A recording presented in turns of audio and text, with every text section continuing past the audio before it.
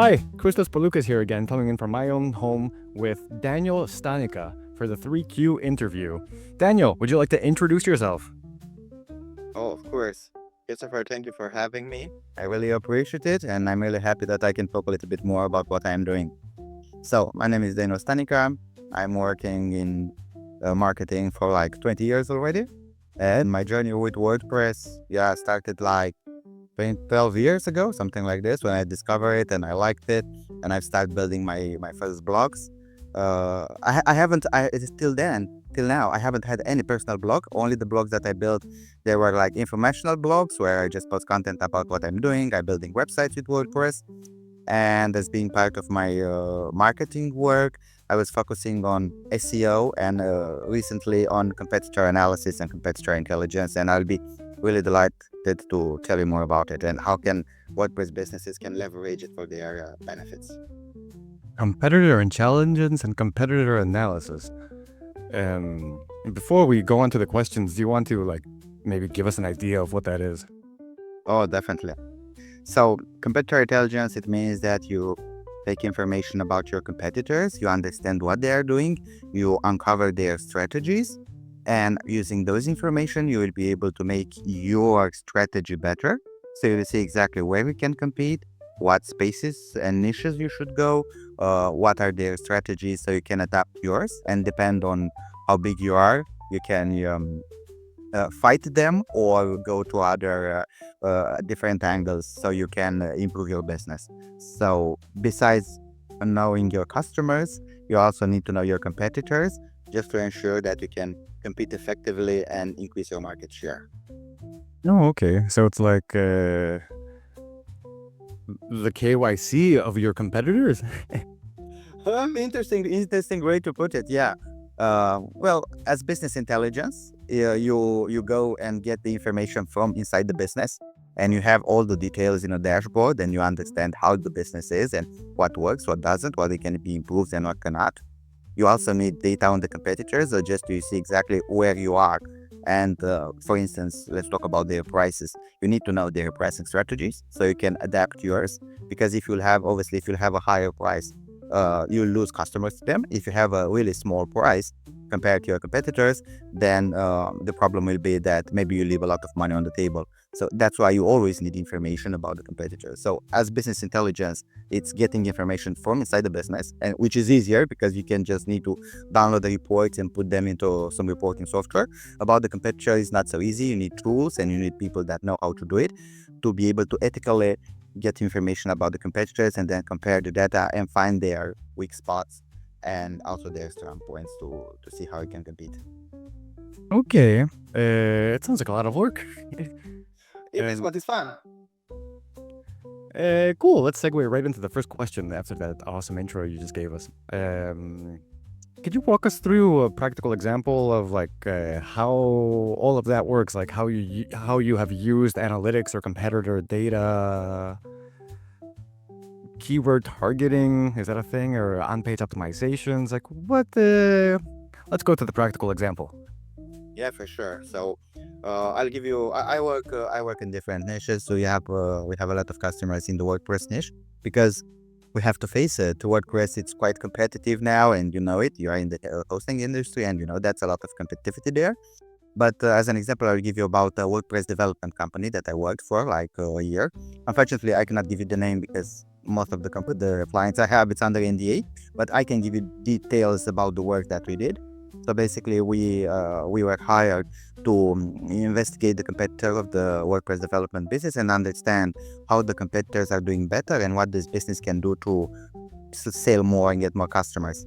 And in our process of competitor analysis, we investigated like 6 competitors, and we started to get data about them and see exactly what their strategies, where they get their traffic, also what are their pricing, what they are their buyer persona. And to give the real example and the details, what we find out is that our customer, even if it has like the same number of employees like the one of the biggest competitors, and they were like working almost on the same prices, they were making like 20% money of their competitors, and they couldn't understand why. So basically, the answer, it was very simple. while our client, it was focusing on startups and on small businesses. The competitor was focusing on software as a services and the enterprise and medium business. uh, how you can translate that? Well, it's very easy. When you know what happens with startups. Unfortunately, I 8 out of 10 they die. So you always have to look for new customers. You need to try to push your selling and everything. So what I instructed my client was to say, hey, this competitors of yours is in SaaS and medium size business. You should transit slowly from what you're doing right now, startups and small businesses, to medium businesses and established business. And my client, that's exactly what he did. And right now they are successfully, fortunately, to see that. But I had to identify exactly how the competitor, what is the target persona, what are the businesses they are targeting, how they do the marketing. And to continue the example, I can tell you that after we investigated all this, we're looking into the keyword in Google that the competitor was targeting. And we also created content from an SEO point of view. And I started to rank my client for terms like WordPress development services, WordPress development agency, um, medium business WordPress development, and all kind of this. I mean, there were multiple keywords, but together the volume of searches was enough to bring new quality business to my client. Now, I hope this example explains pretty well how looking into competitors can show to you how you are positioning, how they are positioning, and what you can do to improve your positioning and get more business. Right. I understand the part of identifying the target audience, the personas, and trying to, I don't know, optimize your product, site, or service, whatever, using SEO and everything. But the actual part of looking into what your competitors are doing, how is that? Is that ethical? Oh, that's a question I love, because in talking with my clients, or when I present my service, that's the question that comes into play. Well, competitive intelligence, even if it sounds really, like interesting, and it may bring your mind to, I don't know, James Bond movies and collecting intelligence and movies with actions and guns. Unfortunately, it's not that so funny and so entertaining. But it's like staying in front of the computer and analyzing data. And to answer your question about being ethical, yeah, competitive intelligence is 100% ethical, because it means to get information about your competitors from their website using tools that aggregate public data, and all you have to do is connect them together. And yeah, it's not spying, it's not like interviewing people under a big light, or taking employees from the competitor, thing like that. No, that's totally unethical. No, competitive intelligence is done only with public data. And it's the difference and the importance of the service is to be able to connect this data, because in the end, nowadays, like, everyone has access to data. You can just get a tool, you can do your research with Google, or now even better with ChatGPT, and you'll get the information. But what it makes the service important is to connect the dots and connect the information, so you'll be able to understand exactly what their competitors are doing. Because obviously the competitors are not telling everything. I mean, they have important information that they try to keep aware for the competitors. But connecting the dots, you can do it. And I will give you another example, just will be a quick one. One of my clients asked me to investigate some of their competitors, and what we are doing was to investigate what domains they registered. And we could be able to find out that one of the competitors registered a domain in Brazil. And also we checked the jobs listings, and we find out that client also had the job listing open for an affiliate manager in Brazil. And connecting these dots, that he opened a website and a domain in Brazil, and he started to hire staff there. We could tell to our client that, hey, your competitors is going to open his business out to the Latin America, and especially in the Brazil market. And for him, this was really important, because who's putting a foot there in that market, it has the advantage. So he also adjusted his strategy to also open a business there and expand their business there. Where say no spying, just connecting the information that are available online. Yeah, to expand on the second question about it being ethical or not, it sounds absolutely ethical. The result sounds like some fun CIA, James Bond kind of stuff. The stuff in the middle doesn't sound as much fun. So all the data is from like the public domain. Yes, all the data are from the public domain, and also we are using tools that have that purchase this data, and using those data, you can connect the dots and get the information. You can get information like in Ahrefs or SEMrush. You can get information about the backlinks. You can get information about the traffic, their PPC campaigns. This is public data. That's cool. That brings me back to that makes me think of the saying, knowledge is power, but knowledge is not power. How you use knowledge is power. Indeed. Indeed. So I guess businesses should be careful with what they expose, either directly or indirectly, to avoid secret agents like you. Well, I told you, as fun as the secret agent and CIA comparison sounds, it's work in front of the computer and analyzing data. So they are not like James Bond movies, no parties. I mean, the parties only after work. So yeah, to answer your question, definitely, businesses should be aware that when they share something, their competitors may be looking. This doesn't mean that you need to be a close organization and don't share anything. No, but you should understand that the competitors may be looking, and what you share should be something that it doesn't affect your business, like sharing something about something that you haven't done yet, or being so open about. So if your competitors can replicate easy what you are doing, it's better to announce it after it's already done and you have already a foot in the market, rather than saying before. Because if somebody else also understand what you are doing, they may have the resources to do it faster, to do it cheaper. So you will lose the business. Yeah, that makes sense. All right, cool. Do you want to add anything else to the ethics part of it, or do you want to go into the last question? Well, there isn't much about the ethical part. I mean, for everyone that's doing competitor intelligence, that's mandatory to be ethical about it and to use only ethical methods and to use public data. And again, they should educate themselves and make them sure they have the experience and work on that to connect the dots and connect the information and try to get the strategy of the competitors together, understand it, because that's another important thing. You need to think like your competitor to be able to understand what they are doing, and then see how you can leverage this for your business. Okay, yeah, that makes sense. You have to step in their shoes in some way. Yeah. It sounds like a lot of work. It is. That being said, that it sounds like a lot of work. I'm sure you don't sit there with, I don't know, Excel files and docs and trying to make sense of all this information without using some tools for analysis or keeping your data sources in order. I can't really imagine. Which does bring us to the last question. What kind of tools do you use for tools or data sources? Well, I'll show the tools that everyone can get their hands on and they can start using them.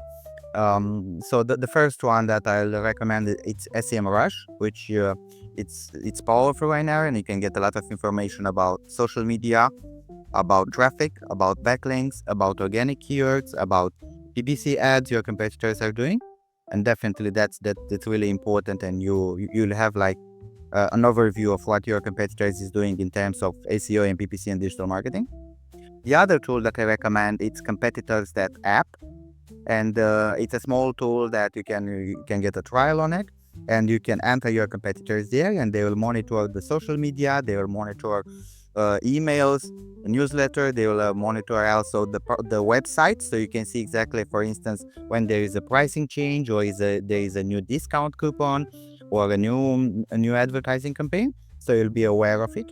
Because, for instance, if a competitor will just do a discount offer, like they will be higher than yours, you lose business to them. So that's why it's important. So it's SEMrush, it's competitors that app, and also another tool, it's SimilarWeb, which also have some pretty good information on how the traffic, the websites get traffic, and you see their traffic sources. And obviously, you said about Excel files. I'm using a lot of Excel files because in the end, those data have to be aggregated somewhere, but the analysis, yeah, are done with the tools. And I've kept the last one, which is it's hot right now, and I'm talking about ChatGPT or Gemini or DeepSeek that are uh, AI tools where you can not only get important data, but you can also use it for analysis. So for instance, you can just put the data in ChatGPT, and ChatGPT will make in seconds a SWOT analysis or personal analysis of those details. So you do not need a lot of work to do it. You just put the information in ChatGPT, and they will make you the competitive analysis for you. Oh, the tools you mentioned before, do you think, I don't know if you know how they work on the back end, but do you think they're mostly automated or there's like human interaction too? Or how do you? Well, in competitive intelligence, they are obviously I'm trying to do as much as automation as possible, and I'm using automation for collecting the data. I'm doing automation for understanding the data and connecting the dots. But in the end, the person that's doing it should have the experience, just as I told you, to be able to extract the intelligence from the information and extract what's important and what's not for the customers, and also be able to connect these pieces of information. Because in the end, for instance, if you see a competitor that's doing PPC on some keywords and they are investing a lot in PPC, instead of going to compete with them on PPC, you can leverage SEO efforts and try to get traffic from those keywords with SEO. That's possible. It can be done. So again, we still need the person to look over the data to understand and give recommendation to the client. But automation and ChatGPT can give you a lot of help in the being able to extract this information. Wow, it sounds like a lot of work, and it sounds like you have to already know a lot of things about the whole what strategies exist out there. So, like, me, I am totally new or I don't know anything about the field. If I went and made I don't know, accounts on the sites that you gave us, the tools, I would probably be totally lost without the experience that you're mentioning now. They have guides, so everyone, I suggest everyone to should start use one or two and start reading about it, because in the high competitive world that we are living right now, with so many clients that and so many companies that went in and they want a share of the business, and there are also companies that have the money to invest a lot in marketing and everything, and maybe they are in WordPress. We've seen that we have all kind of companies. We also have small companies, we also have big businesses, and for the small companies it's really important to do competitor analysis and to understand what the competitors are doing and try to find their way to compete and to compete effectively. Ooh, having said that, what you just said now, I think, well, we definitely went a little over 3 questions, but it doesn't matter. To elaborate on that, do you think it's more important for the smaller companies or the larger companies? Well, let's start with the story. So, competitive intelligence was starting being used first by the U.S. companies that understood that just as states are looking to find information about other states, it started to become popular for companies to obviously look for other companies to see what they are doing so they compete better. And this was available only for big companies because they had the budgets to have to hire the people to collect the data, to analyze the data. But now, as we have the tools and a lot of information, it's online. Fortunately, it's competitive intelligence is also available for small businesses. Like using the tools with just a person or two in a team, they can effectively create a competitive intelligence program, keep an eye on the competitors, and compete effectively. So I will advise both small and big companies to use competitive intelligence, because in the end, what competitive intelligence, it's helping you to have like warning signals what your competitors are doing, so you'll not be surprised. And on the other hand, will help you find your unique strategy to be able to compete effectively. All right. Wow. We covered a lot in a little bit of time. I wanted to ask now, is there anything else you'd like to add? on the top. What I like to add about that is that I tell to everyone to should especially marketing managers and CEOs to look into competitive intelligence and to make sure that they have information about their competitors and should not compete like they are the only one. You are on a desert island and you are the only business there, because as I told you, most of the businesses have competitors, and it's important to keep an eye on them.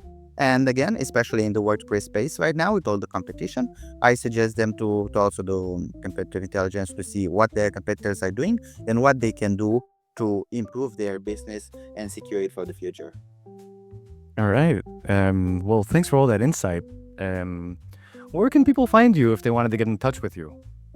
Well, my website is competitor.com, and I also they can have me on social media. They can just go to danielstanica.com. That's my domain, and they will find there all the social profiles.